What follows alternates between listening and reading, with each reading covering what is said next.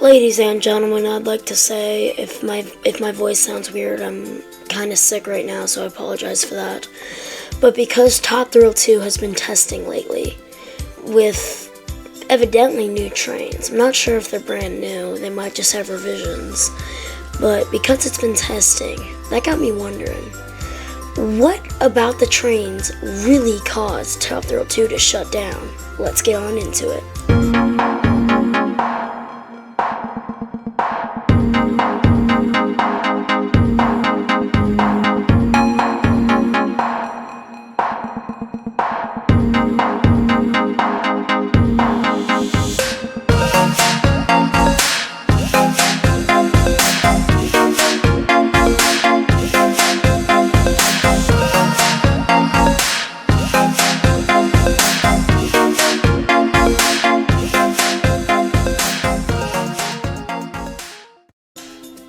So you might be wondering, what do you mean what caused Top Thrill 2 to shut down? It was obviously the trains.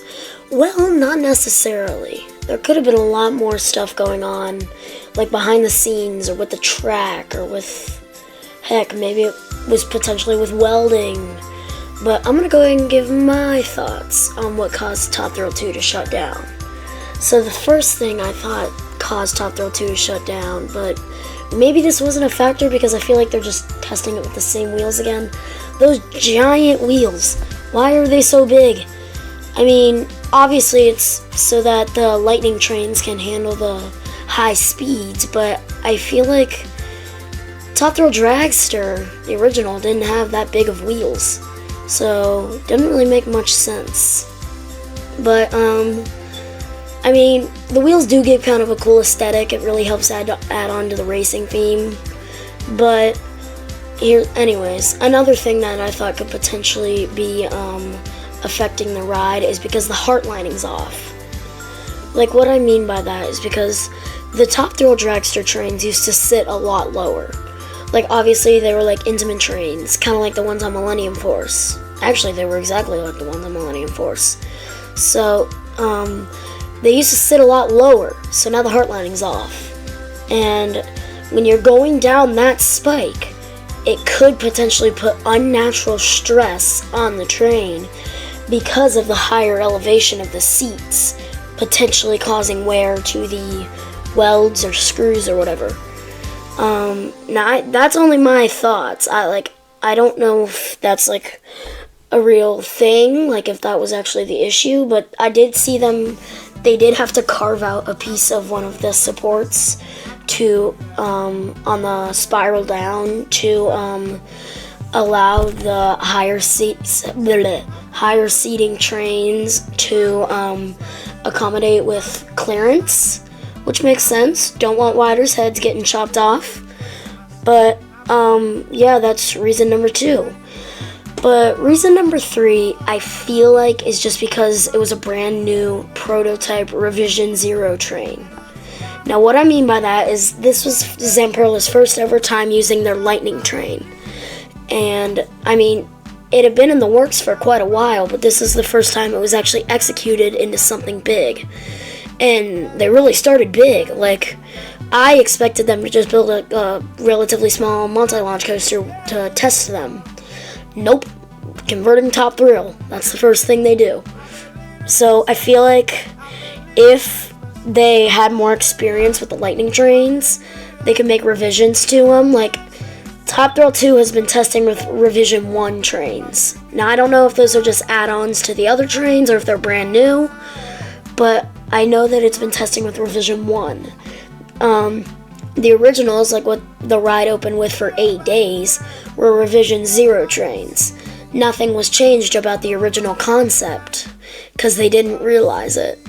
Now, right when Top Thrill 2 closed, rumor has it that the real bogies were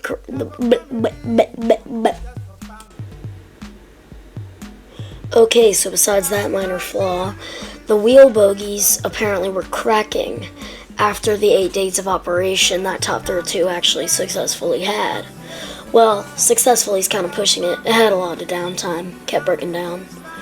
But anyways, yeah, apparently the wheel bogies were cracking, and like whenever I frequent Cedar Point, like quite often, even though I live 3.5 hours away from it, I frequent Cedar Point, so I'm always looking at the Top Thrill 2 status. Like, I always try and get angles and stuff like that about what's going on with the ride. And, like, I haven't really been able to get anything lately. Apparently, although there was once where I could not find the blue train. It was not on the track, it was not on the storage area, so they had to have sent it somewhere for inspection or work.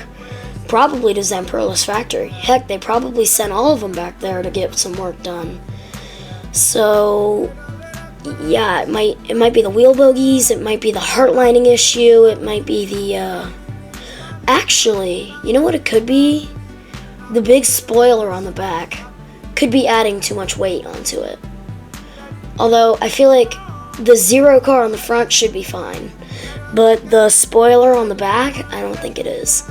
But at the same time, I did see them on that picture. They were testing it with that, what's it called? With that, good God, what's it called? That spoiler. Thank you. Okay. So yeah, there's several reasons, although another reason could be transition from old track to new track. Like, obviously, really the only thing original to Top Thrill Dragster is that top hat, because the launch and the brake run were completely removed and replaced with Zamperla's track with like the LSMs and magnetic brake fins. So it could be potentially the transitions. And also the trains kind of shimmy around the track a lot. I did notice a shimmy throughout the entire ride. Because, yes, I was one of the few fortunate people to ride Top Thrill 2. I got to ride it twice, once in the front, once in the back. And I actually think it's a front row ride. I don't say that about... I can't talk. I don't say that about many rides, but I do think it's a front row ride.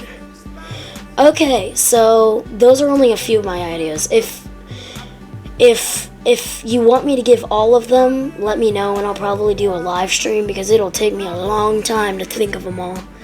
So, anyway, that's going to wrap up today's video. I hope you guys enjoyed. Make sure to hit that like button, subscribe if you're not already, and if you enjoyed this video, follow my social media accounts for other exclusive content.